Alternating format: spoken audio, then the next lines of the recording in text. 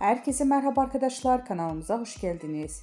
Sinem Ünsal sette paylaşım yaptı. Sevgilisi Berk Cankatı'dan anında yorum geldi. Kanal D'nin büyük ilgi gören dizisi Uzak Şehir'de başrollerini oynayan Sinem Ünsal ve dizinin ikinci sezonunda başlamasıyla setten yeni kareler paylaştı. Ünsal sosyal medya hesabının üzerinden yaptığı paylaşımda set atmosferinden dair anıları takipçileriyle paylaştı.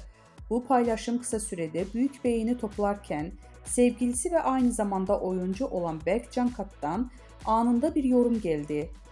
Sinem Ünsal dizide aile karakterine hayat verirken sette yaptığı paylaşımlarda adından söz ettiriyor.